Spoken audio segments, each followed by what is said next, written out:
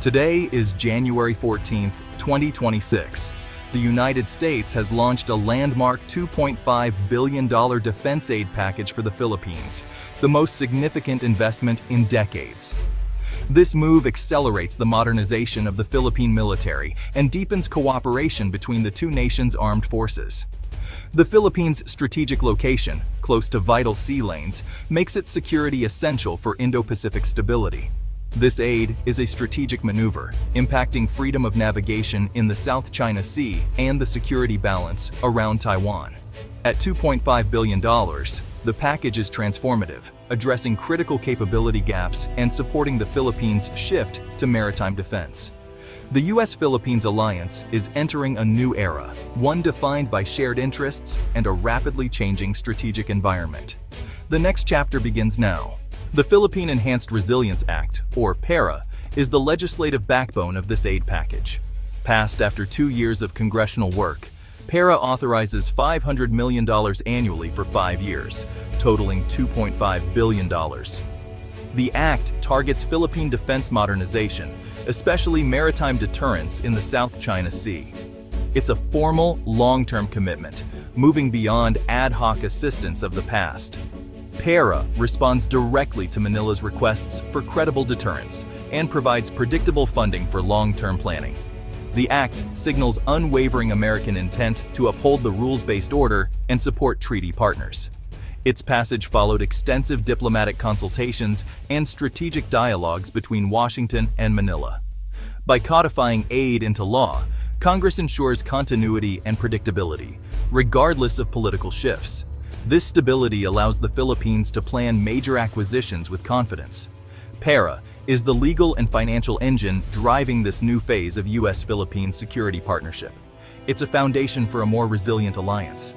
The South China Sea is now a theater of persistent, low-level conflict, with the Philippines on the front lines.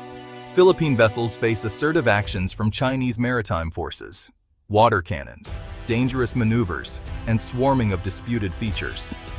Manila's strategy of assertive transparency, publicizing these encounters, aims to rally international support and document coercion. The 2016 Arbitral Tribunal ruling invalidated China's expansive claims, and the international community largely sides with the Philippines. The U.S. aid package is a direct response to this sustained pressure, aiming to bolster Philippine maritime security and raise the costs for potential aggressors. Enhanced capabilities will help the Philippines monitor its waters, defend its claims, and sustain outposts like the BRP Sierra Madre at 2nd Thomas Shoal. Resupply missions there have become flashpoints. The aid package is designed to protect these missions and uphold Philippine rights. This is about giving a partner the tools to enforce its sovereignty and reinforce regional stability. The U.S. response is practical, targeted, and urgent. The stakes in the South China Sea are higher than ever. The $2.5 billion isn't a blank check. It's targeted at key modernization priorities. Funds will acquire multi-role fighter aircraft, offshore patrol vessels, and corvettes with anti-ship missiles, strengthening maritime and coastal defense. Shore-based anti-ship missile batteries will be deployed to deny adversaries control of key choke points. Advanced intelligence, surveillance, and reconnaissance assets, drones, patrol aircraft, sensors will boost maritime domain awareness.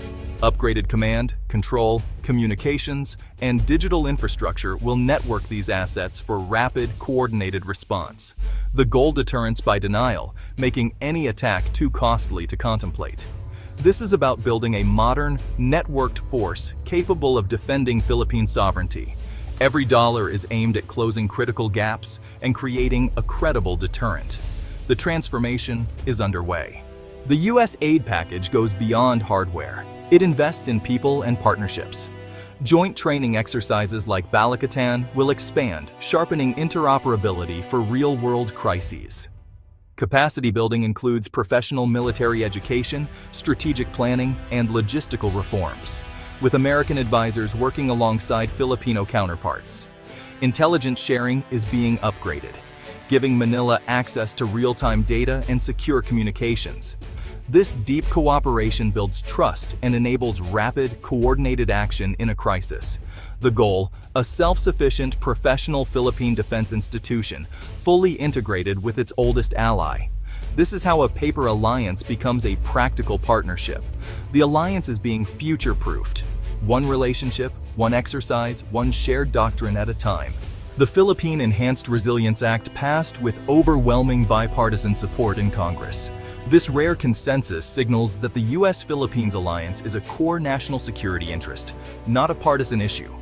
Lawmakers from both parties see the Philippines as vital for Indo-Pacific stability and a frontline state in the contest with China. Bipartisan backing ensures the aid package's continuity, regardless of political changes in Washington. For Manila, this predictability is crucial for long-term planning.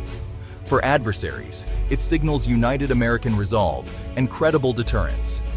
The alliance's stability is now anchored in law and broad political support.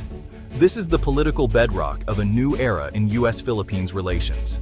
The U.S.-Philippines alliance has implications far beyond the South China Sea. It's central to Indo-Pacific security and the defense of Taiwan. The Philippines' northern islands near the Bashi Channel are a strategic choke point between the Pacific and South China Sea. A stronger Philippine military complicates any adversary's plans in a Taiwan crisis. The Philippines is a key link in the first island chain, a natural barrier separating Asia from the Pacific. Enhanced U.S. access to bases in northern Luzon under the EDCA increases operational flexibility near Taiwan. The aid package improves infrastructure and security at these sites, enabling joint operations. This is part of a broader U.S. strategy of integrated deterrence, strengthening alliances and raising the costs of aggression. By making the Philippines a more capable partner, the U.S. alters the regional strategic calculus. The result: a more stable, secure environment for all who rely on free transit through these vital sea lanes. The alliance is now a linchpin in the Indo-Pacific's security architecture. The 1951 U.S.-Philippines Mutual Defense Treaty is the alliance's foundation. Recent U.S. policy clarifies: any armed attack on Philippine forces, vessels, or aircraft in the South China Sea triggers the treaty. The $2.5 billion aid package is the material proof of this commitment, turning promises into credible deterrence. Modernizing the Philippine military and clarifying U.S. obligations raise the costs of aggression. This combination strengthens deterrence and reassures other U.S. allies in the region. The alliance's credibility is now backed by resources, training, and a clear strategic vision. The ripple effect reinforces the entire U.S. alliance network in the Indo-Pacific. The aid is about more than defending one country. It's about upholding a collective security framework. The U.S.-Philippines alliance is now a model for regional stability. The treaty's relevance has never been clearer. The $2.5 billion U.S. aid package marks a deliberate, strategic realignment for the U.S.-Philippines alliance. Grounded in law, driven by security realities, and supported by bipartisan consensus, it's a long-term investment in regional stability. For the Philippines, it's a path to credible defense. For the U.S., it strengthens a vital ally and upholds the rules-based order. The initiative is comprehensive: hardware, training, intelligence, and institutional capacity. It alters the strategic calculus in the first island chain and signals American resolve. The goal: prevent conflict by making aggression prohibitively costly. The foundation for a more resilient Indo-Pacific security architecture is set. Now, the focus turns to implementation and building a stable peace.